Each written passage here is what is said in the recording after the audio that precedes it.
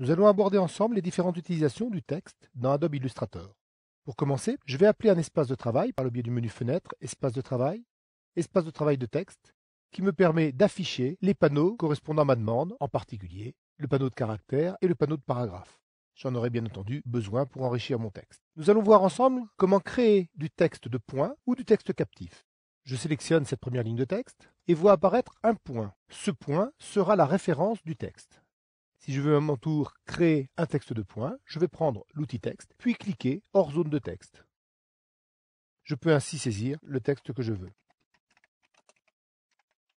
Si je reprends un outil de sélection, je vois bien apparaître le point de localisation de mon texte. Dirigeons-nous sur le panneau paragraphe et on va demander ici au texte de se centrer. Vous voyez bien que le point de référence est maintenant le centre ou encore la droite. Donc on pourra ferrer à gauche, centrer ou ferrer à droite. Pas de justification possible puisqu'on a un seul et unique point de référence. Par ailleurs, si je veux ajouter du texte à ma saisie,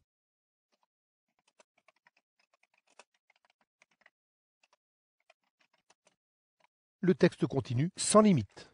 Il me faudra alors demander avec la touche Retour de redescendre à la ligne en dessous pour pouvoir continuer ma saisie.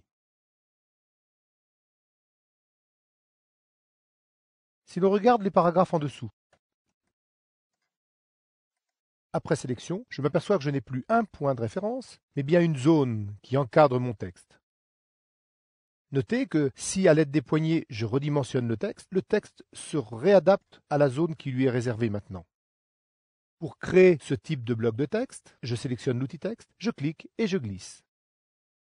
Ce rectangle construit me permet de délimiter la zone de texte.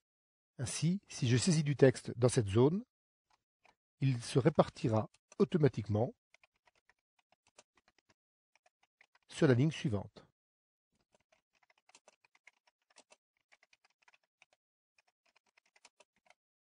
Et si je reprends la forme et réadapte, le texte se repositionne de façon automatique. Revenons sur le paragraphe précédent. Ainsi défini avec une zone, le texte peut être justifié puisqu'il a une double référence. Nous allons pouvoir également, par le biais du menu Texte, option de texte captif, modifier les colonnes de texte de façon très simple. Je coche la case d'aperçu et le texte se repositionne bien sur 3 colonnes. Vous pouvez également positionner des effets sur votre texte, par exemple une ombre portée. Notez que ce texte reste totalement sélectionnable et modifiable sans aucun problème. Illustrator est parfaitement adapté à la gestion professionnelle du texte et les différentes options offertes vous permettent de répondre à toutes les situations.